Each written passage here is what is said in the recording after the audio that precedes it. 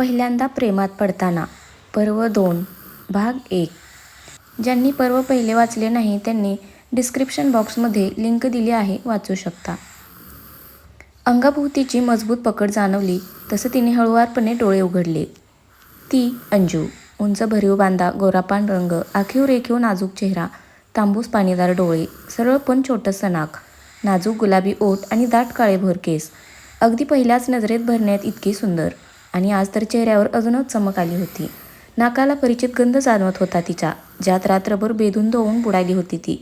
या रिसॉर्टवर तिला खरंच अविस्मरणीय असं सरप्राईज दिलं होतं काल त्याने. तो, ती आणि या रिसॉर्टवर तिला त्याच्याकडून मिळणारे सरप्राईज. तिला तर सवयच झाली होती आता त्याची. अंजूने डोळे किलकिले करत समोर पाहिलं. अगदी तिच्या चेहऱ्यासमोरच त्याचा चेहरा होता. त्याच्या प्रेम भरल्या मिठीत तिच्या नाजूक तनाला काल पहिल्यांदा थांबा मिळाला होता. त्यांचा 1 महिन्याचा विरह विरघळून गेला होता त्या गोड क्षणात. एकमेकांच्या प्रेमात गुंफताना त्यांच्या प्रीतीचा रंग अजून गडद झाला होता. मनाने एक झालेले त्यांचे 2 जीव तनानेही एक जीव झाले होते. त्यांच्या एका नवीन नात्याची सुरुवात केली होती त्यांनी काल. अंजूने एक दीर्घ श्वास घेऊन सोडला अन हलकीशी हसली. अंगावरचं ब्लँकेट तसंच लपेटून कितीतरी वेळ ती त्याच्या त्या गोऱ्यापान चेहऱ्याला बघत राहिली. समाधानाने भरून निघाला होता तो चेहरा. तिच्या डोळ्यांच्या कडा हलक्याशा ओलावल्या. किती वाट पाहिली होती त्या दोघांनी या क्षणाची. लग्न झाल्यानंतर अशी मोकळीक भेटलीच नव्हती त्यांना. बरं भेटली तरी सतत काही ना काही घडत गेलं होतं. पण आता सगळं संपलं होतं.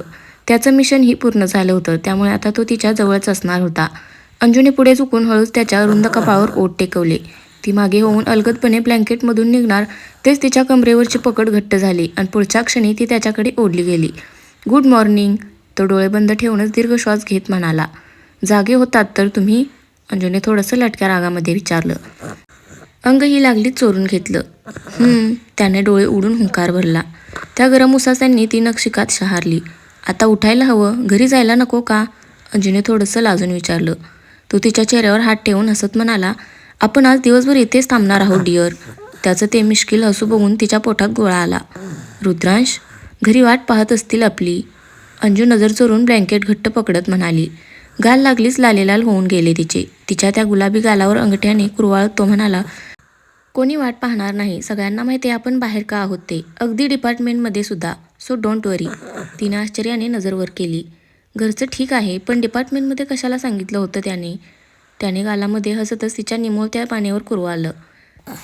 तिने पुन्हा अंग चोरून घेतलं. त्याच्या थंडगार स्पर्शाने श्वास जड होऊ लागला. पायाची बोटेही आकसली गेली. तरी जाऊयात आपण, अंजू नजर खाली झुकून अडखळत म्हणाली. त्याच्या खिळलेल्या नजरेने गाल आरक्त झाले. डोळे मंत्रावल्यासारखे मिटले गेले. ती खरंच झोपून गेली होती रात्री. तिचं तिलाही कळलं नव्हतं ते. बराच वेळ एकमेकांचा स्पर्श आणि गंध अनुभवण्यात हरवले होते ते. आता तिलाही पुन्हा एकदा सगळं हवंसं वाटू लागलं. त्याच्या मिठीत शिरून अपूर्ण राहिलेलं पूर्ण करावंसं वाटलं. चेहऱ्यावर फिरणाऱ्या त्याच्या नरम ओठांच्या स्पर्शाने श्वास फुलू लागला तिचा. ती तरीही कंट्रोल करत म्हणाली, रुद्रांश घरी गेलं. अंजूचं पुढचं बोलणं तोंडातच विरून गेलं. त्याने तिला पुढे ओढून तिच्या ओठांना ताब्यात घेतलं होतं. हळूहळू ती त्याच्यामध्ये हरवू लागली. तिच्याही नकळत तिचे हात त्याच्या गळ्यात गेले. पूर्ण शरीरात आता पुन्हा एकदा गोड लहरी उठत चालल्या होत्या. तिच्यावर बरसणाऱ्या त्याच्या प्रेमात बुडत ती पुन्हा एकदा त्याच्या उबदार मिठीत सामावून चालली होती. स्टॉप, एक मोठा आवाज कानावर पडला अन अंजू भानावर आली. समोर मोठ्या पडद्यावर हिरो हिरोईनचाच रोमांस चालू होता. तिने गडबडून सर्वत्र नजर फिरवली. ती तर थिएटरमध्ये होती आता. तिने डोळे बंद करून एक दीर्घ श्वास घेऊन सोडला. त्याचा चेहरा आठवून ती क्षणभर तशी स्थिर थांबली.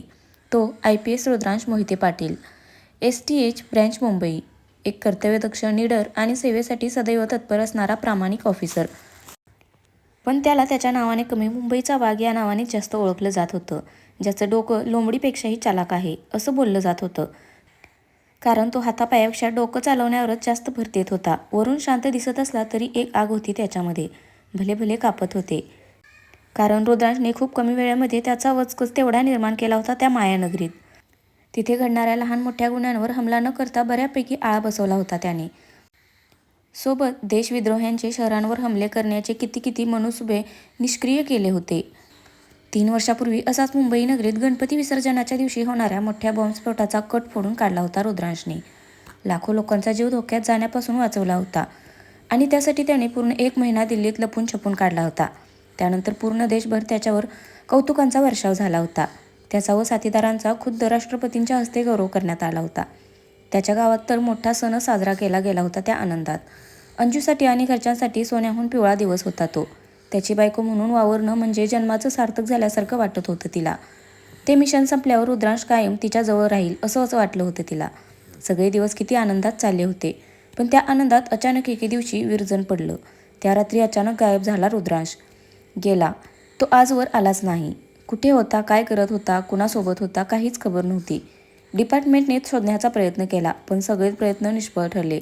त्यानंतर त्यांनी आम्ही कोणतंच मिशन लावलं नाही असं बोलून सरळ हात वर केले होते. त्यामुळे समाजातल्या विकृत मनोवृत्ती घेऊन फिरणाऱ्यांना व त्याच्यावर दुःख धरून असणाऱ्यांच्या जिभा चांगल्याच सुटावल्या होत्या. एकही संधी सोडत आले नव्हते ते त्याला बदनाम करण्याची. हळूहळू सरणाऱ्या दिवसांसोबत डिपार्टमेंटमधले त्यांचे सहकारीच काय, पण घरात सुद्धा सगळ्यांनी त्याच्या येण्याची आशा सोडली होती. पण अंजू, तिला अजूनही ठाम विश्वास होता की तो एक दिवस नक्की येईल. त्याच्या वाटेकडे डोळे लावून बसली होती ती. 3 वर्षे, ती तर जशी 3 युगांसारखी भासली होती तिला. एक एक मिनिट त्याच्यासोबतचे अविस्मरणीय क्षण आठवण्यात गेला होता. सगळंच कसं आत्ता घडल्यासारखं वाटत होतं. अंजूने पुन्हा एकदा दीर्घ श्वास घेऊन सोडला आणि डोळे उघडले. आता तिची ती तांबूस भेदक नजर घारीसारखी थिएटरमध्ये बसलेल्या लोकांवर भिरभिरत होती. एकाएकाची हालचाल टिपण्याचं काम चाललं होतं तिचं. तितक्यात एका तरुण मुलाने तिच्याकडे बघत वर बोट करून इशारा केला. तिने नजरेनीच मान हलवून विचारलं, इथे नाही. त्यानेही तिलाच कळेल अशी नकारार्थी मान हलवली. अंजू लगेच उठली तिथून. अंगावर घातलेल्या सफेद शर्टच्या फोल्ड केलेल्या बाह्यामागे सारत ती तिथून बाहेर पडली. तू नीट पाहिलंस ना? तोच आहे का तो? अंजूने सपसप बुटांचा आवाज करून पुढे चालत विचारलं. हो मॅडम, तोच आहे. पांडेंनी ओळखलं त्याला. तो मुलगा म्हणजे तिच्यासोबत काम करणारा पोलीस ऑफिसर, मयंक म्हणाला. 24चा मयंक, 30 वर्षाचे पांडे आणि 36 वर्षाचे शिंदे ही 3च माणसे होती तिच्यासोबत या केसवर, ज्यांनी पहिल्यांदा 2 केसेसमध्येही स्वतःच्या जीवावर खेळून तिला मदत केली होती. अरे अंजूबद्दल अजून एकच सांगायचं राहिलंच की. 6च महिने तर झाले होते तिला मुंबई ब्रँच जॉईन करून. रुद्रांश गायब झाल्यानंतर तिने IPS ऑफिसर बनण्याचा निर्धार केला. दुसऱ्याच प्रयत्नात यशस्वी झाली ती. घरच्यांनी त्या काळात तिला जो मानसिक आणि मौलिक पाठिंबा दिला, त्याच्या जीवावरच ती इथपर्यंत पोहोचू शकली होती. 6च महिन्यात तिनेही तिचा चांगलाच जम बसवला होता डिपार्टमेंटमध्ये.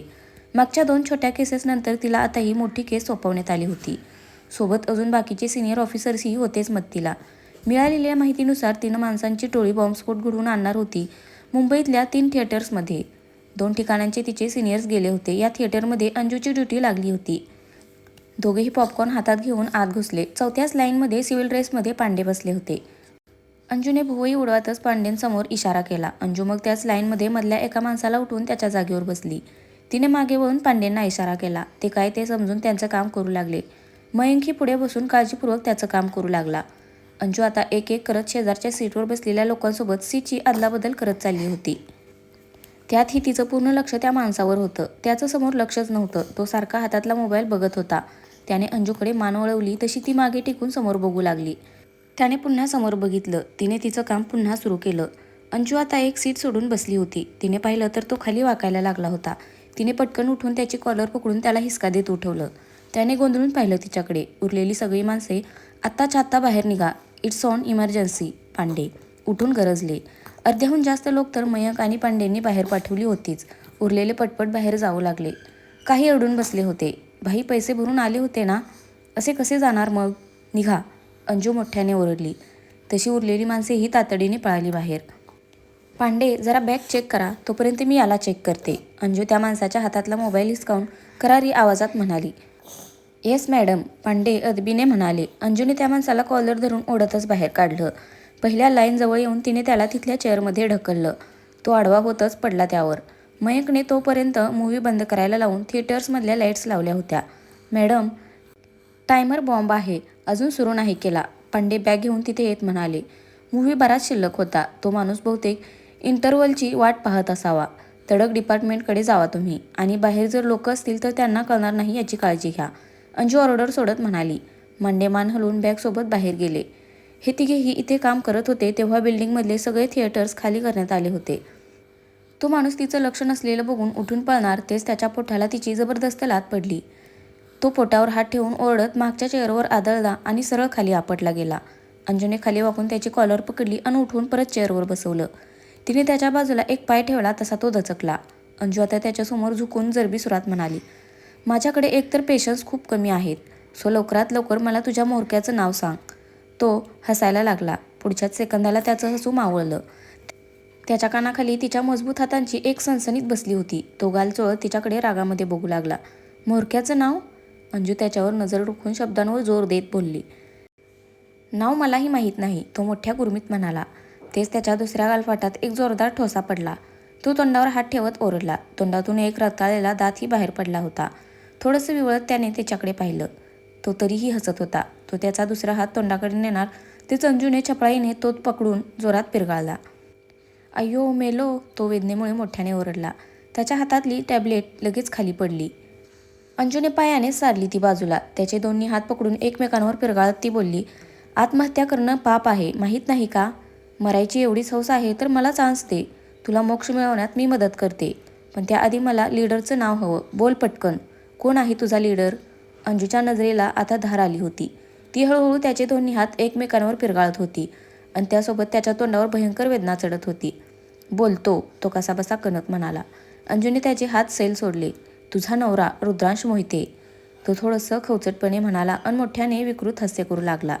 पुढच्याच मिनिटाला त्याच्या तोंडातून आर्त किंकाळी बाहेर पडली. पापणी लावायच्या आत त्याच्या उजव्या हाताचं हाड मोडलं गेलं होतं. मयंक तर जागेवरच गोठला होता ते बघून. अंजूचं ते रौद्र रूप बघून पाचावर धारण बसली त्याच्या. पहिल्या भेटीत किती नाजूक वाटली होती, पण हळूहळू तिचा दमदारपणा बघायला भेटला होता.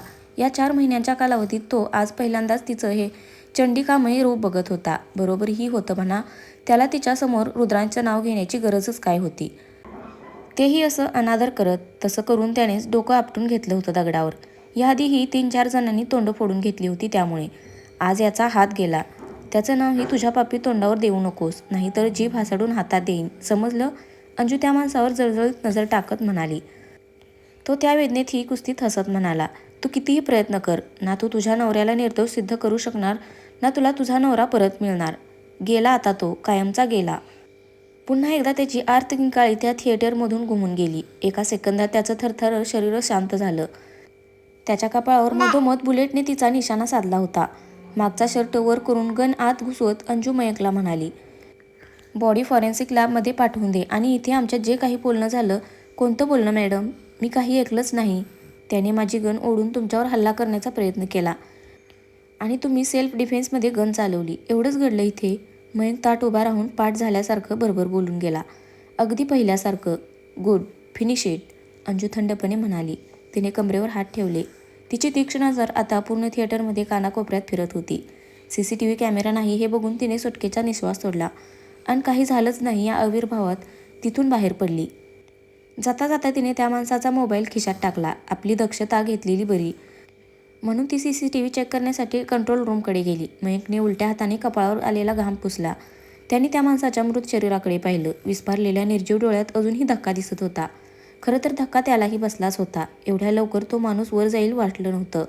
मयंकने त्याचा रुमाल काढला. त्यात त्याची गन पकडून ती त्या माणसाच्या हातात धरली आणि बरोबर अंजू उभी होती त्या दिशेला गोळी चालवली. ही दुसरी वेळ होती त्याची असं करण्याची. पहिल्या वेळेस पांडेची गन पळवली होती आणि मागच्या वेळेस त्याची गन पळवली होती गुंडाने. अगदी आज सारखंच. त्याने परत कपाळावरचा घाम पुसला. एक दीर्घ श्वास घेऊन सोडत त्याने मोबाईल काढला आणि कॉल करून ॲम्ब्युलन्स बोलवून घेतली. तर फ्रेंड्स, आजचा भाग कसा वाटला नक्की कमेंट करून सांगा. धन्यवाद.